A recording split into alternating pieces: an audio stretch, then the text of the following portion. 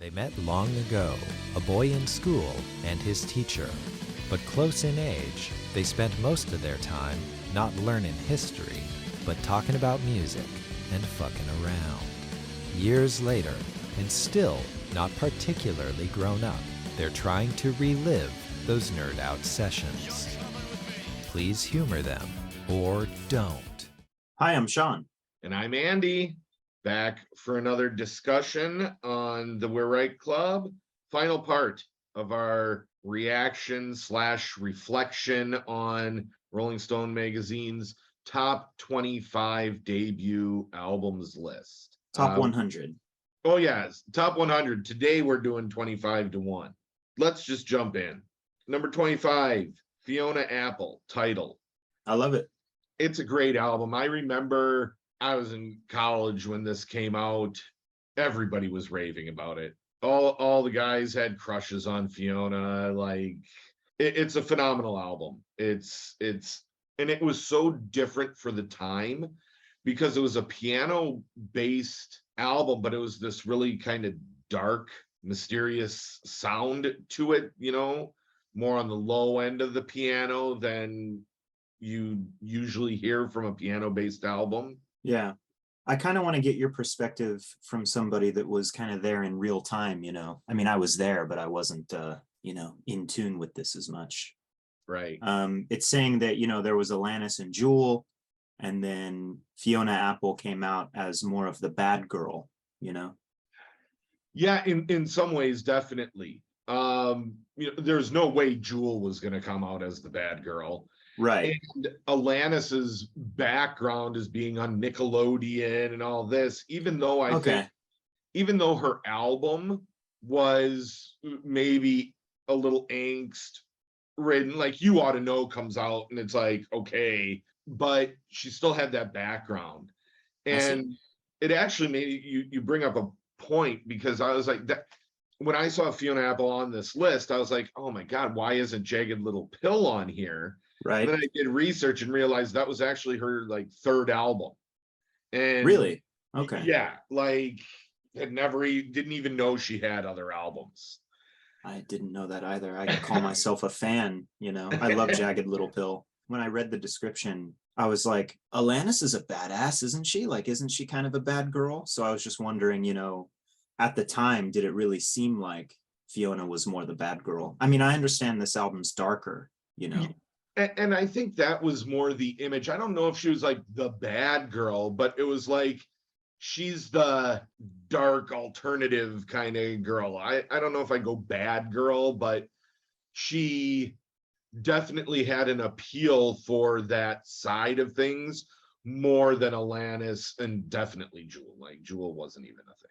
And no offense to Jewel, because I thought Pieces of You was a great album and whatever, but she's kind of a one-hit wonder. Yeah. But yeah, I mean, Fiona Apple definitely had that image, and I think has maintained that image. Next on the list. Now this one, undeniably, the Pretenders. Yeah, I love the Pretenders. So do I. How can you not? Like, if you don't like the Pretenders, you're not a person to be trusted. There's a lot of other stuff that you can't like, if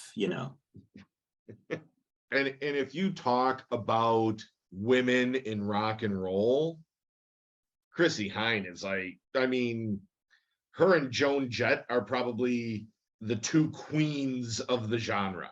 Still very influential. Oh, incredibly influential. And Chrissie, like, the Pretenders just had a new album last year or something. It was great. She also has the pedigree. I mean, she comes out of the British punk movement, really close to Steve Jones's Sex Pistols, but what I find interesting is that although she was in that movement and really embraced that movement, she knew her songwriting, and it didn't fit that movement necessarily. Her attitude might have. Right. Yeah, that's a good point. And she was a journalist, right? She wrote album reviews. Yeah. I find that interesting because, I like to hate on the journalists for, not being musicians. Like, what do you know? Yeah. But she's both, which is I would like to consider rare, being really good at both, you know. Right. Her autobiography is super interesting. It's a great read. But The Cool. Pretenders, great album, deserves to be there. I'd probably personally put it higher. Well, speaking of number 23, Sex Pistols, never mind the Bullocks. Here's the Sex Pistols. I see a look on your face. I don't know about this one. I mean, I guess I should have known it would be here. I know what they did, you know, but when I see this album on a list, I just feel like, okay, cool. It's the popular band. And I just feel like it's overshadowing so much of other stuff. Like we're ignoring so much other stuff, but maybe that's unfair. I don't know. What do you think? I personally think it's a great album. It was groundbreaking, not just in the UK or the United States, but really worldwide. It popularized a whole new genre of music. I mean, we'll get to the other band later that does the same thing basically in the United States. But I would argue the Sex Pistols in some ways were almost more influential to punk than like the Ramones, just because of their media exposure and because of the fashion template. Because that's true. You know, being supported by Vivienne Westwood and Malcolm McLaren, it was not just, actually the music was probably secondary as far as their promotion, right? I think like for the band members, music was really important and probably the more important thing.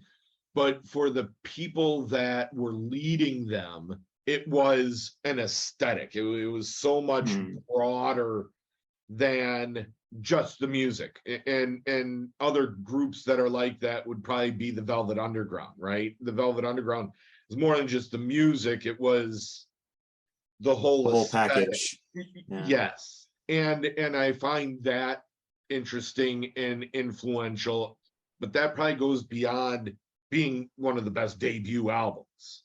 Yeah. So maybe they don't deserve to be as high on the list. I don't know. Yeah, I don't know. It made me think of X Japan, though. Obviously, they wouldn't probably make a Rolling Stone top 100 list, but it's the same sort of thing. It's like it's more than the music. It's the aesthetic and the what the hell is this? Like it just kind of shocked and rocked the nation, you know? Yes. Oh, completely. I mean, talk about influential for a particular music scene. I heard a story from a friend who, you know, grew up here and kind of was watching TV at that time when they first went on TV with their hair, you know, and he was like, my mom looked at the TV screen and was like, what the fuck is going on? And I was like, oh, maybe that's kind of how the Sex Pistols were, like in mainstream media, you know, it was like, whoa, what is this?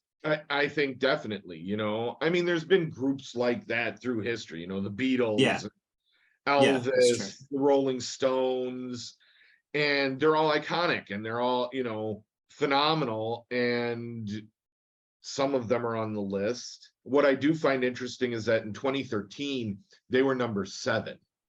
And I think they're going to be one of those bands that as time progresses, that album may lose some of its significance to the path of music. Maybe in 30 years, it'll get replaced by Dookie or something. Right. Even though it's not a debut, sorry. but, you know, that sort of thing. But, you know, right? I mean, 22, PJ Harvey, Dry. Absolutely. I'm a huge fan. And especially this album. I listened to this album a lot when I was in high school. Actually, I remembered when I saw this morning. I had, you know, my pirated CD of this album with the shitty, like, scanned cover. Yeah. And you could see some of the, like, they messed up the scan. You could see the glare in one of the corners, you know. And I lived in Houston when I was in elementary school, but I still kind of went back to Houston. I grew up into this, you know, quote unquote, weird international school kid. But my friends in Houston turned out the way you would expect. They were preppy jocks. So I'm in my rental car. My mom let me drive it. And I was picking up my friend Tyler, and I had PJ Harvey's Dry playing. And he got in the car and he's like, what is this? I was like, it's PJ Harvey. It's PJ Harvey. Yeah, maybe you've heard of it, you know? And he's like, you're fucking weird, man. I was Yeah. like, cool. I like that. It came out when grunge was a thing, but it was like weirder, you know? Yeah.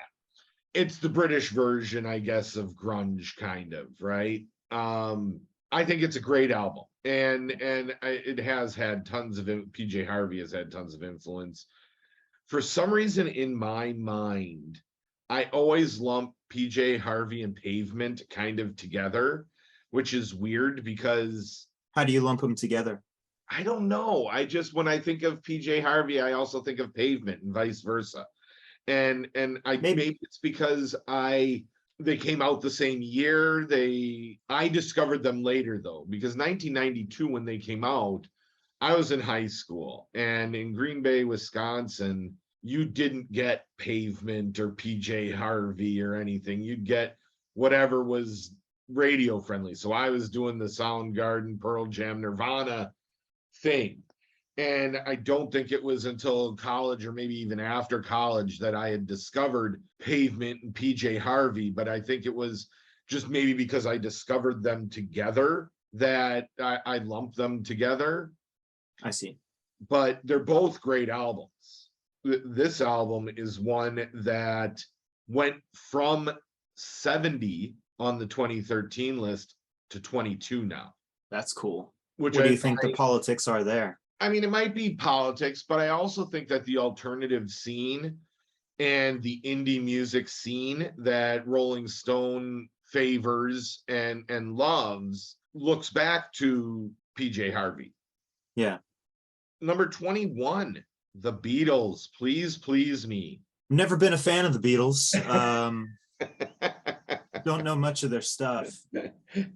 I think it's a travesty that they're at 21. They should be higher. Oh, hell yes. I mean, for sheer influence alone, if they're not number one, they're in the top 5 at least. And I understand that Please Please Me isn't their best album. You know, the later experimental stuff and the stuff that's really blowing people's minds. But it was still groundbreaking. And it fell from 2013, not much, from 17 now to 21. But I'm like, Rolling Stone better not lose sight of where they come from. I don't like their older stuff. See, I do. I'm all in. Every album I think is fantastic. At 21, it's bullshit. And look who beat them, number 20. This is what makes it in my mind such utter bullshit. How does Cardi B make it bigger than the Beatles? I'm gonna be honest. When I saw her on this list, I'd never listened to the album. I had heard some of the singles that were on the radio, and I was like, really? Whatever. Like, she shouldn't even be on this list, whatever. I've listened to the album a few times now. It's actually really a good album. Yeah, it's not bad. It doesn't mean I'm a huge Cardi B fan. I could see her on this list. But yeah, it's like what we were talking about last time. It's more than the music, really. I mean, I guess the music has to be of a certain quality for it to be on the list. It's more than the music. It's like what she is, you know. Yeah. Going back to the Lil' Kim thing. Yes. You know, but she's flipping the script. But then, like we've talked about already, Cardi B should probably be where Lil' Kim is on the list, and Lil' Kim should be up here. Because without Lil' Kim, do you get a Cardi B? Lil' Kim paved the way. I will say that I think this album is better than Lil' Kim's debut, better than the Beatles' Please Please Me. I mean, look at the list. The answer is right there. I think my other problem with this is 2018. Has it really stood the test of time to be this high on the list? Like, yes, it's a great album, but there's a lot of great albums. Number 19, Joy Division, Unknown Pleasures. Yeah, I think it's actually perfectly placed on the list. Like, it's in the top 20, but probably not in the top 5 or 10, but definitely influential. My friend Liam would probably argue that it deserves to be number 1. but talk about ushering in a whole new genre and aesthetic to the Yeah. music scene. Yeah, and the way that it was recorded, I think I saw something where they recorded the drummer playing the snare drum on a roof or Okay. like out on a balcony or something like that to get the get the reverb or whatever, get the echo. Right. It's like, Yeah. that's one way to do it. Number 18, The Strokes. Is this it? Yes. I think it probably deserves to be on the list. The whole garage rock scene and everything. They did restart. They They restarted it. restarted that, and it is a phenomenal album. Top 20 of all time. Like, what did they produce after it? Lots of great records. But nothing like this. I mean, this is, No. They're the reason why I grew out my hair in high school. Really? Number 17, Steel Pulse, Handsworth Revolution. You were saying something about this the other day. You said that you're not happy with this being on the list. Well, I just find it a very interesting choice. If you're gonna throw reggae on the list, that's what it was. Yeah. Okay. Why is it this? And I know Rolling Stones thing is, well, here's a British band that was doing reggae and making it popular just as much and really going to the roots of reggae and stuff. But then, I mean, I don't know what Bob Marley's debut album was, but I feel like if you're going to go with reggae, go to the source. I mean, Toots, Bob Marley, there's all kinds of stuff that you could have put on here. It's a great album. I'm not going to take away from that. To put it on this list and ignore other like roots reggae stuff, I just wonder about that. And the fact that they show up at 17 on this list, but were completely absent from 2013's list. Okay, that's interesting. Like, what elevated them so much that they couldn't even make the list, and now they're making sure to put it on, kind of thing. Yeah. Right? Yeah, there's a lot of that sort of thing on this list, isn't there? There's another one coming up that I'm kind of things that feel either forced or, like with this and the country albums, like if you're gonna give a shout, let's think about it a bit longer, Right. All right, number 16, Madonna. Yeah. What else do you say? Like, yeah, she's the queen of pop. She's an icon. Here's awesome. What I find interesting. In 2013, this was number 96, like just barely on the list. I personally think they messed up in 2013. Like, she should have been here on that list too. Kind of like with Cardi B and Lil Kim, it's like, oh shit, we're talking about Billie Eilish and all these other artists. So did we mention Madonna? We're going to get in trouble. Like, right? Put her at 16, not that she doesn't deserve it, but I do think there's an element of that with Rolling Stone because they need their readership and it's Rolling Stone. Yeah. Yeah. 15, Eric B. and Rakim, Paid in Full. Hell yes. Of course. I mean, the God MC.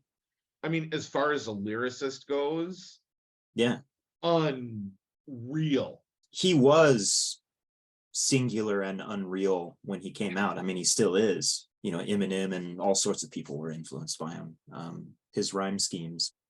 I purchased this cassette in real time when it first came out.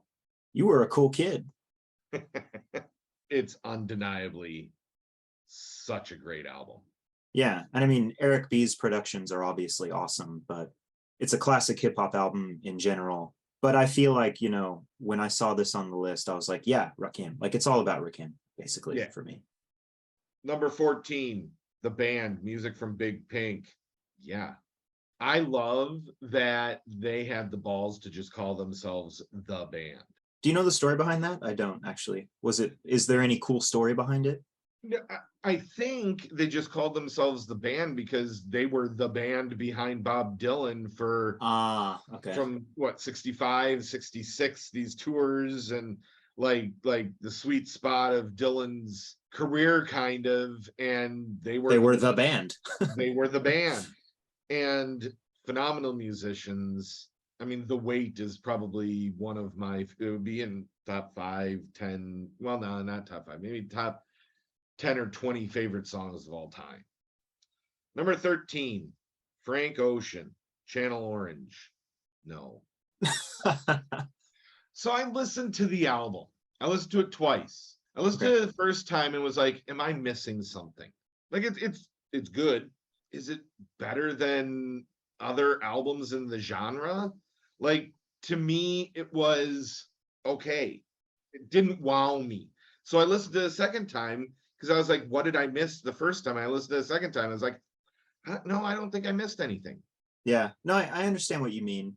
Everybody was really excited about it because, much like Prince and those other great artists did, they mixed things up. They breathed new life into this soul, R&B, pop kind of thing, and did it in this new creative way. And it reached a lot of different listeners. People that don't usually listen to that type of music were really into it. But yeah, on such a short list, it doesn't necessarily have to be here. No, and maybe it wasn't out yet at the time of the publishing of the last list in 2013, because this came out in 2012, but it wasn't on the list. But that also, like, again, if we're going to talk, it's influenced so much, like, it's only 10 years old. I guess it could have some influence, but I don't know. I personally didn't see what made it deserve to be on this list, especially when there are so many others. We talked about D'Angelo last time. He should be higher than Frank Ocean. Sorry. That was kind of my feeling. And that goes to our next one, number 12, Clips, Lord Willin'. Yeah, I understand why they would mention this. Phenomenal album. Pusha T's an amazing rapper. He's since had a really strong solo career. Yeah, this album, the Neptunes, they took these cool like street rappers with serious bars and they popped them up a bit. They gave them that sort of, the production's a bit time stamped. It does sound like early 2000s. Yes. And I'm not a huge fan of a lot of the early 2000s like popular hip hop production. It just kind of reminds me of cheap electronics and shitty parties. Yeah. And this album has some of that, but it's really slick. It's really good. And they gave the group kind of what they needed to boost them up. And they made a good album. There's the hard rapping and sort of the poppy, palatable production. It's a great album. Should it be higher than Eric B. and Rakim? Should it be higher than NWA? It makes a list, but Public Enemy doesn't. Like, this is my issue with it. Yeah, and ignoring, and not even just the older stuff. I mean, if we're going to be talking about late 90s, early 2000s, if we're going to mention this one, I mean, there's so many more we could mention. Right. Like in that sense, this is a bit random. That's what I feel like. And again, it's another one. It wasn't even on the list in 2013, and now all of a sudden it's almost in the top 10. It seems random to me. Number 12, or no, number 11, REM, Murmur. Yeah, we were talking about this the other day. I like REM, at least I think I do. I haven't spent a whole lot of time listening to the band because I feel like it's one of those bands, it would be a chore. It would take a while to really dig in. But I've heard that this debut is like the one, or like one of the ones. It's a phenomenal album. Undeniably a phenomenal album. I think it deserves to be where it is because it's a great album, but also bringing indie music into the mainstream. Arguably, REM does that single-handedly. Yeah, I mean, even not having listened to the band that much, like, I can definitely feel that that's true. I can see that that's true. And when you hear the indie music coming out now with the clean guitar sound and all that, that's so influenced by REM. I would probably switch it out with one or two of the albums that are coming on the list in the top 10. Okay. but we'll get there. Top 10 now. on the home stretch. Number 10, Liz Phair, Exile in Guyville. It's such a cool album. A friend of mine literally texted me last night with the album cover, just said thoughts. And I was like, yeah. What's the question? Right. Like, this is a phenomenal album. And to know it that she recorded it just at home, like in her basement or whatever in Chicago, you're like, okay, yeah. Yeah. It's the quintessential Matador Records album, you know. Yeah. Great label. It's great that Matador made the list. I was listening to it for the first time in, I don't know, 7 years or something. Man, this is still fresh. It's so naked and raw, and that's what makes it so awesome. Top 10, absolutely. Number 9, The Clash. The Clash. Again, yeah. They were so interesting because they come out of this punk movement, but for them, they were serious musicians. Like, they could play their instruments, and they experimented with different genres. You know, they weren't the Sex Pistols or the Ramones or, you know, the Dead Boy, the early punk bands that are just like, pound it with simplicity. We barely know how to play our instruments. It's not about that. Yeah. The Clash were like, we're going to be political and we're going to have that punk mentality, but this music is going to be musical. So yes, this deserves to be on the list. Number 8. Next. Guns N' Roses, Appetite for Destruction. Yeah. It's fine. You don't think fine. so? I mean, I don't like them, but I understand why it's here. But I'm just not a fan. It is the number 1 best-selling debut album in music history. Good for them. This is another one. I remember I was in middle school when this came out, and you couldn't escape it. Yeah. Like, I am not a Guns N' Roses fan. This album's great. By any measure, for like, this is a great album, start to finish. The songwriting's fantastic. Great album. Their later stuff, whatever. I don't, you know, Axl is kind of a waste of space. But number 7, Billie Eilish, When We All Fall Asleep, Where Do We Go? Very good album.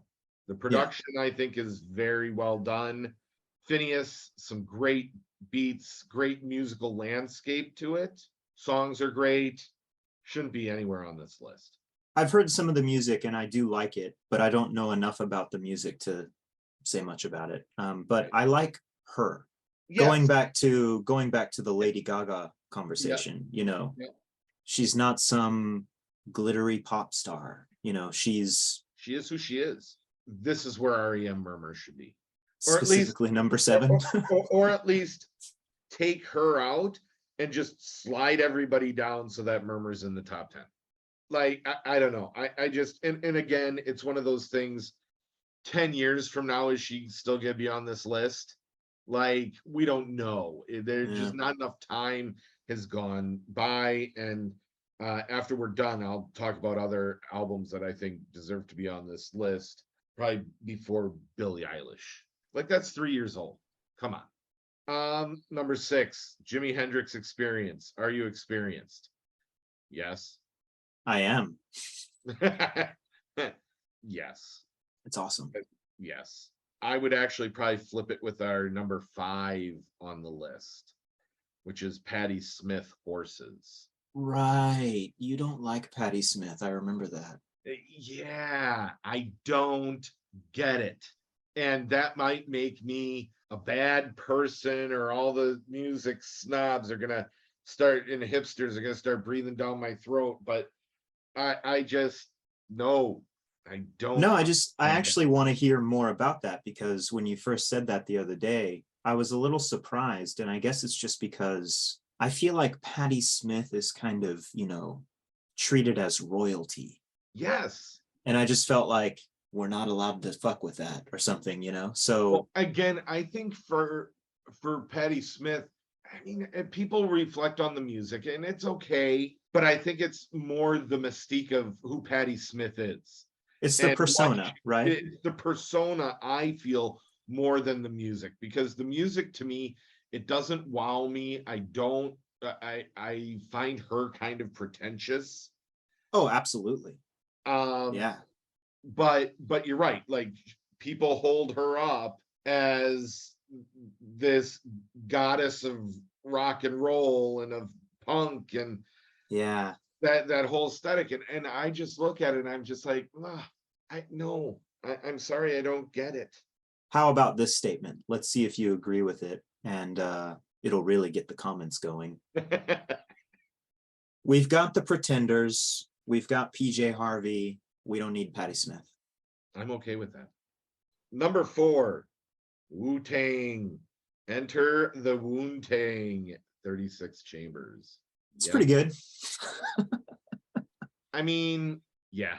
Hip hop was going back and forth, east and west, you know.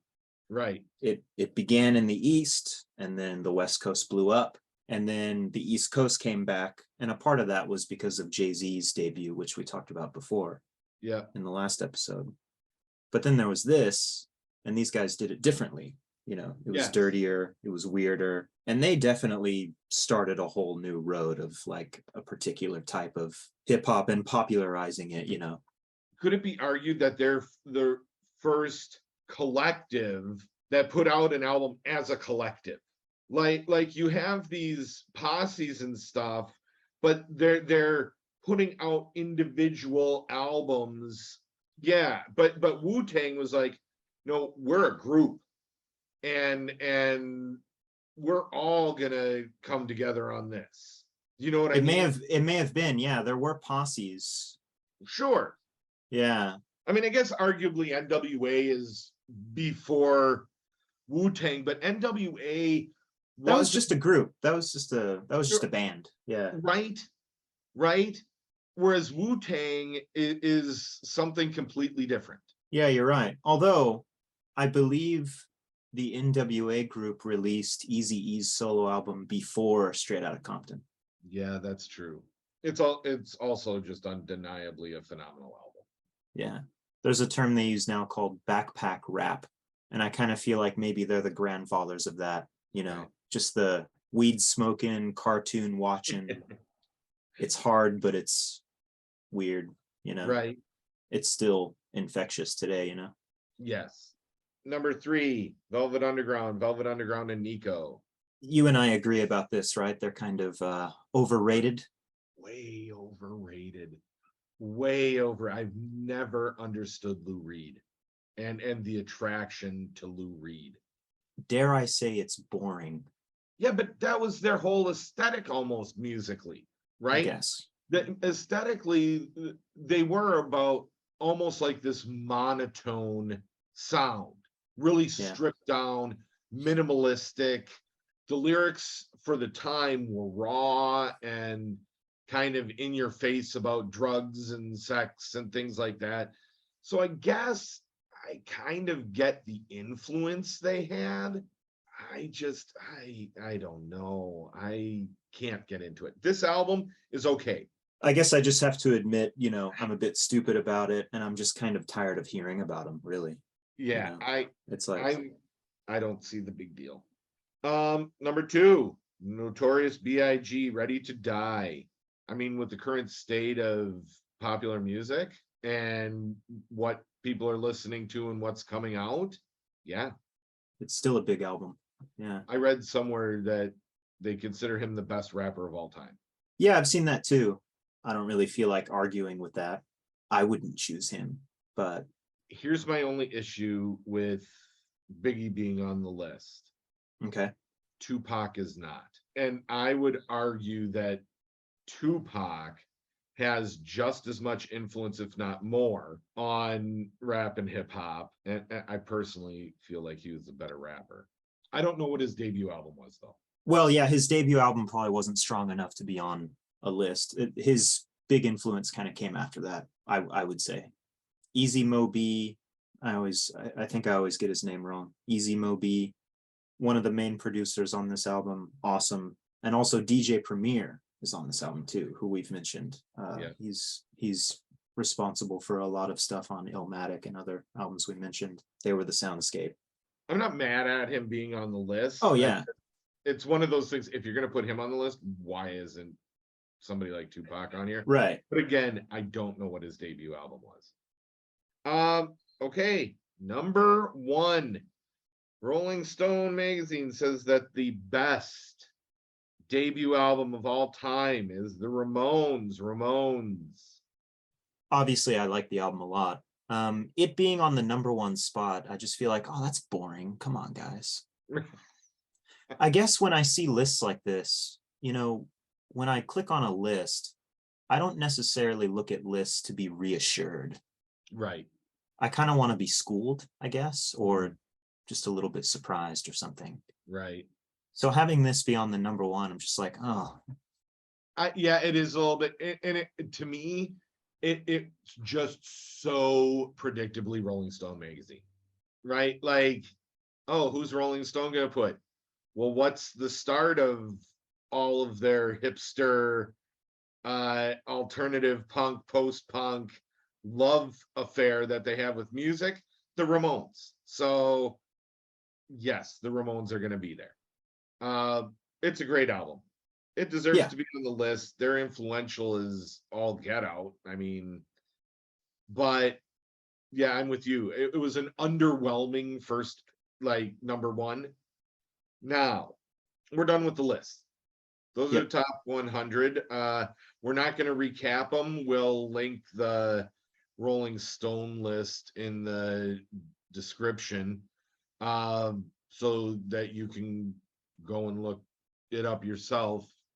Big reflections on the list. What did you, I mean, I guess we've done our big reflections as we've been going along, as far as the list overall and stuff. But are there, like, what else do you have to say about it? Or are there albums missing that you think deserve to be on here in place of others? So when I saw NWA's album, for example, which of course I agree with, I agree that it should be on the list. I was like, oh, well, Ice Cube's solo debut album really started a lot of stuff, Yeah. He was really supportive of, the Southern hip hop scene. Oh, wait, so why not talk about,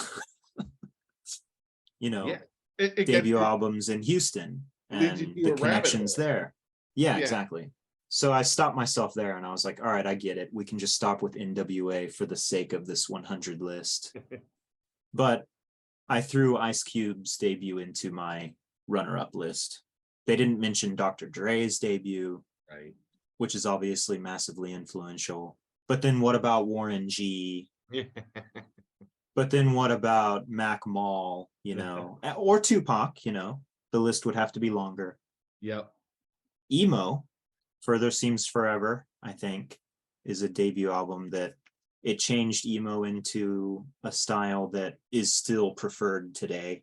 Can I interrupt here? Because you bring up a point that I want to bring up, and I'm not going to talk about necessarily specific debut albums, but my problem, probably my biggest problem with the list, is that Rolling Stones seem to make it a point to include, like, oh, we better include an album from this genre. We better include an album from this genre, right? We talked about this when we talked about Don Omar with reggaeton and Casey Musgraves with the country, right?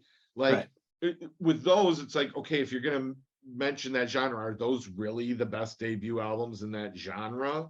Mm-hmm. But then I was talking with some other friends, and it's like, one of my friends was like, well, Earth, Wind, and Fire must be on the list, or Chicago must be on the list. I'm like, that whole 70s folk pop horn section kind of rock, totally absent, but yet massive for like a decade. And it doesn't show up on the list. Country, largely absent. A friend of mine was like, what about Slipknot, or the metal genres? The other one that, if they're trying to get readership, although maybe not Rolling Stones readership, but like boy bands, totally missing from the list. What do you call, like, Britney Spears, Christina Aguilera, like that whole genre there. I guess you have Madonna on the list, but It's not quite the same though. Yeah. Like right, like where's New Edition and Boys to Men, Yeah. you know? right, I mean, that started a whole new world of stuff. right. Exactly, exactly, Yeah. and that's just so absent. Yeah. And like Sunny Day Real Estate, were they mentioned? I can't remember. They're not on the list. I mean, Sunny Day Real Estate's debut, people will argue that that's the beginning of emo in many Right. ways, you know? Yeah. Okay, sorry, I interrupted you. Keep going. But yeah, if we're gonna, and obviously we talked about how we can't mention all the countries and all the music scenes, you know, but I would put Lunacy's debut, the Japanese band Lunacy, X Japan, I mentioned them earlier. You know, to me, Lunacy's debut is the beginning of so many things. I'm not super nerdy on Japanese music in general, but I know that there's several others that people would want to mention, you know. There's Happy End, the Japanese band. Their debut was a huge deal, still is, you know. Just to be annoying, I wanted to mention JJ Cale's debut, Naturally. Fuck Eric Clapton. And that's basically it. I think we've mentioned a lot of my takeaways in the albums that I think, but here's what I find interesting. Rolling Stone on this list, I think that when you talk about the best of or top, you do have to think of how many albums did they sell? Are people listening to this? Because that is a reflection of how good an album is. If it's not great, people aren't buying it in droves. And of the top 10 best-selling debut albums of all time, Rolling Stone only puts 3 of those on their list. 3 of the top selling, like high selling ones. Top selling. So like the number 1 top selling I already mentioned was Guns N' Roses' Appetite for Destruction. So yeah, I feel like that deserves to be on there. The second best selling debut album of all time, Linkin Park, Hybrid Theory. Great album. That genre, again, a genre that's neglected from the list. Absolutely. Am I a huge fan of it? Not particularly. No, they're still influential though. I mean, there's bands coming out now that sound like they grew up listening to Linkin Park, you know? Right? Number 3 best selling of all time, Britney Spears, Baby One More Time. Am I running out to buy it? No, but it was massive. Number 4 was Whitney Houston, Whitney Houston. Number 5, Hootie and the Blowfish, Cracked Rear View. I don't care what you think about Hootie. That's a great album. Did it really sell that much? Okay, wow. 5th best, like you could not escape Hootie and the Blowfish when that album came out. And there's a reason for it. It may be cliche and it's not popular nowadays to like it because it's corporate and it's safe and clean, whatever. They're really well crafted songs. Like, and Darius Rucker's voice was so unique, still is. You know, nobody sounds like Darius Rucker. Like it was, anyway, they don't make the list. Number 6 all time, and this is one I kept looking for on the list. And the reason I brought up, like, wait a second, I thought this was one of the best selling albums, but number 6, Boston, like 70s rock, just 70s arena rock, not on the list, but yet number 6 best selling all time. Number 7, Matchbox 20, Yourself or Someone Like You. Third Eye Blind's first album absolutely should be right on every list. Like, seriously. Yeah, I mean, that album's amazing. It's perfect. Number 8, Backstreet Boys. We said boy bands are missing. They have 8th top selling debut album of all time. 9 is on the list, and that's Pearl Jam 10. Okay. And then somebody we mentioned earlier who's not on the list, the 10th best selling debut album of all time, Jewel, Pieces of You. Okay. But then I was like you, and I was looking at, you know, if you're going to mention so-and-so, why isn't this on the list? So like Kendrick Lamar, why is he not on the list? He was on the list in 2013. Now he's not even on the list, but there's others that have been so clearly influenced by him. And when that album came out, holy cow, The Who, My Generation, Like if you're gonna go back and look at original hard rock, like they were the heaviest thing before Black Sabbath. We've already talked Talking Heads. You could put the B-52s on here and not the Talking Heads. Shame on you. Right. Yeah. We talk about women in rap and hip hop, and Lauryn Hill's The Miseducation of Lauryn Hill isn't on the list. Really?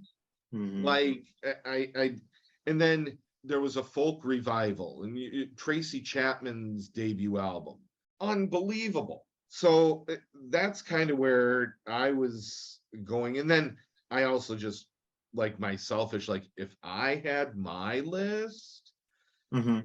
I'd put the Black Crowes Shake Your Money Maker on there. I'd put Blind Melon on there. I'd probably put Right. Stone Temple Pilots Core on there. Mhm. But I understand why they're not on the list. Yeah. Yeah, it's like things like Third Eye Blind. Yeah, I was definitely not expecting them to be on the list, but they'd be on mine. right. Everybody has their top list, right? Rolling Stone, overall, I don't think they did a terrible job. No. I would give them like a 4 or 5 out of 7 on an MYP scale, like a C+, B-. Yeah, totally. But yeah, this was a lot of fun to reflect on a list like this. It took a while. Took a while, but I think it was totally worth it to listen to us talk about this for 3 episodes. Totally worth it. As if we're forcing people to do so. Yeah. And if you disagree with us, obviously you're wrong. You can leave your poor comments below and we may read them. What do you want to do next?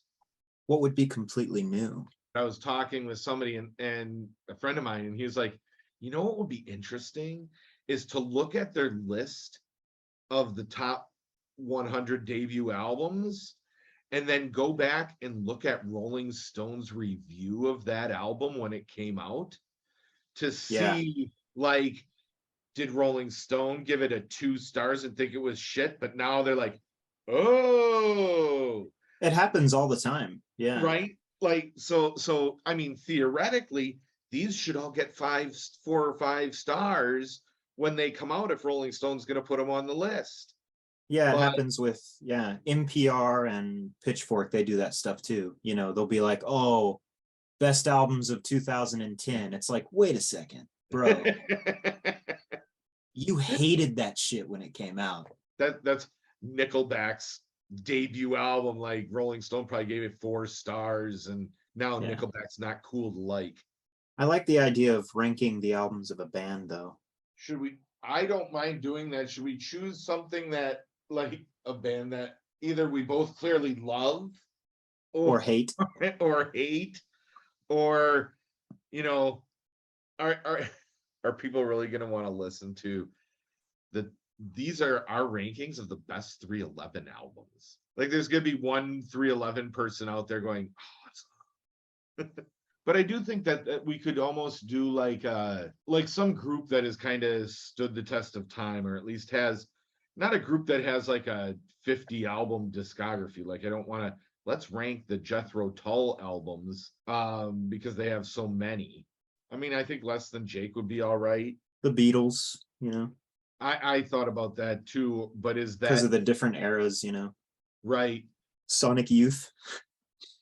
I don't think my eardrums could handle just the album after album of Sonic Youth. But, you know, like a 9 Inch Nails or the Smiths. Like, we both I've tried. I've had friends make me mix CDs. Like, I've given it a good effort. I'm not going to do it again. Zeppelin. What's your favorite Zeppelin album? 4. Yeah, I would randomly just say, like, Houses of the Holy. Yeah. Although Led Zeppelin 2 is phenomenal also. That's what makes Led Zeppelin a good choice for something like that, right? Yeah. Let's do Led Zeppelin.